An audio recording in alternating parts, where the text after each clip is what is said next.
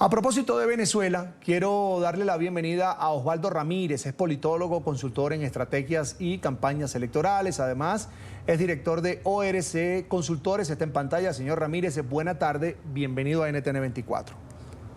Un placer saludarte, Carlos, feliz tarde para todos hoy. Es un gusto, bienvenido.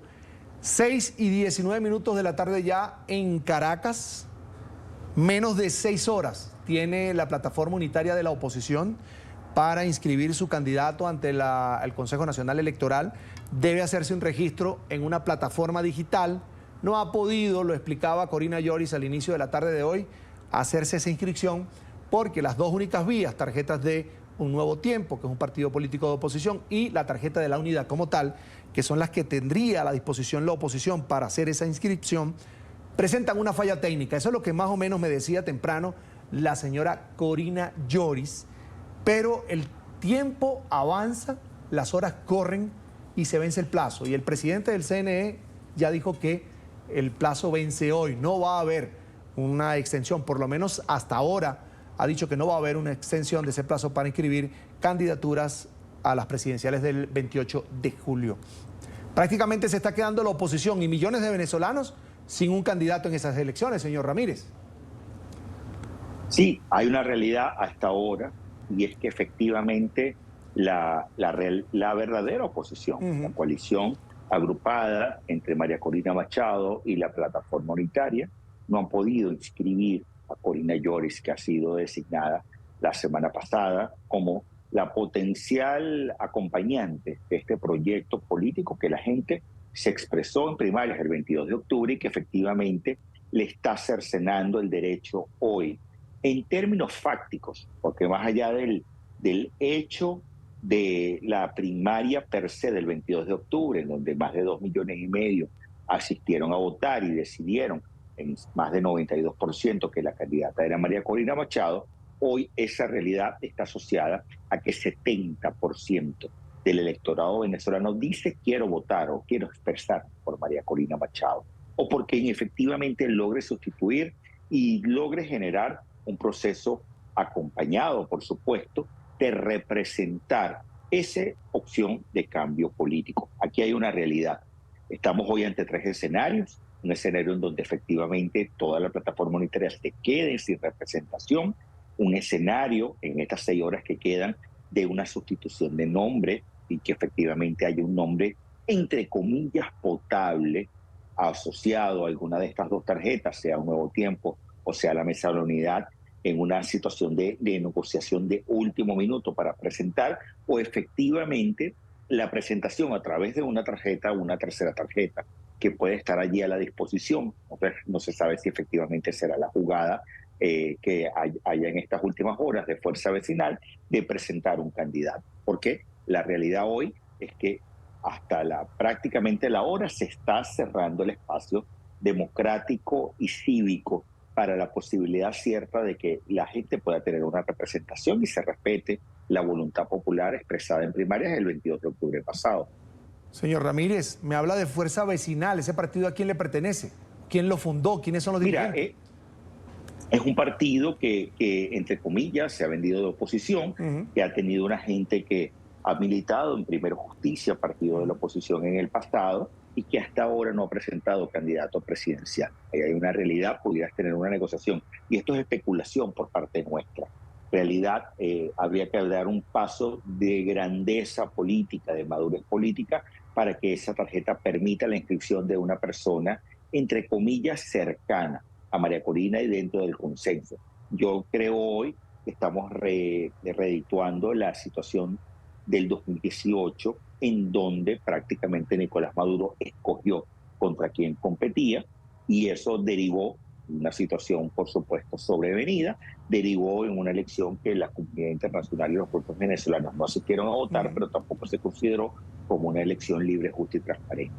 Probablemente en una situación que pudiéramos haber visto el 28 de julio, se está trasladando el 25 de marzo. Es decir, una situación sobrevenida en donde no se reconoce el liderazgo de la gente y el poder de la gente en la expresión popular, se esté trasladando a hoy 25 de marzo, en donde prácticamente puedas tener una situación en donde la plataforma democrática, la plataforma unitaria, María Corina Machado, se queden sin opciones reales de participación, cercenando el derecho a cerca del 70% de los venezolanos que están hoy decididos a votar por una opción de cambio. Ese escenario, en especial ese, que la plataforma unitaria se quede sin un candidato para las elecciones del 28 de julio, sería una nueva quitada, digámoslo así, de máscara del régimen de Nicolás Maduro, diciendo esto es una dictadura moderna. Yo la dirijo, yo hago lo que se me da la gana. No tendría otro nombre. Mira, hay una realidad. A ver, hoy creo que hay tres condiciones para un poco entender esta situación. La primera, tienes una situación sobrevenida de un pragmatismo geopolítico. ¿Qué pasa con la migración? ¿Qué pasa con la migración latinoamericana en Estados Unidos? ¿Qué pasa con la migración venezolana en Latinoamérica y también en los Estados Unidos?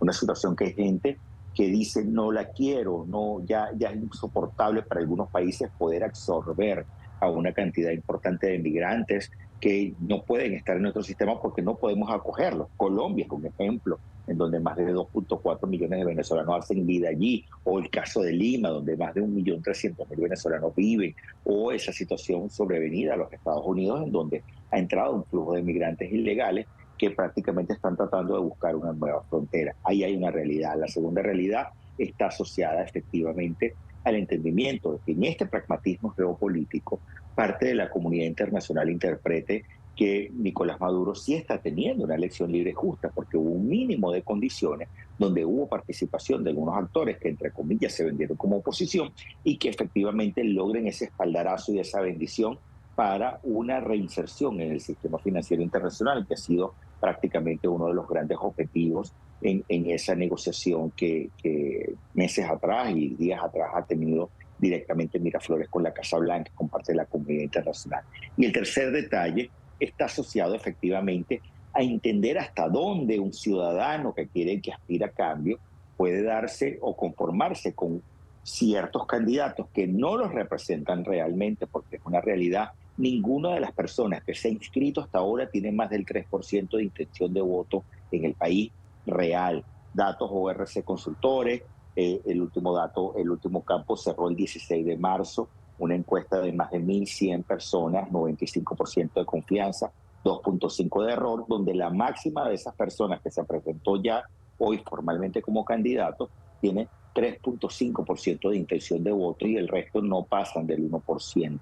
En esa realidad que efectivamente el ciudadano opositor decida acompañar un proyecto y decida o bajarse del barco o montarse en un barco electoral en donde no tiene una representación real. Yo creo que ahí es un punto fundamental porque pudieras estar entrando en un proceso en donde no hay una representación real de la aspiración de la gente para lograr el cambio político en Venezuela o que efectivamente se respete su derecho de poder escoger a quien ellos consideran que debe conducir los destinos de la nación.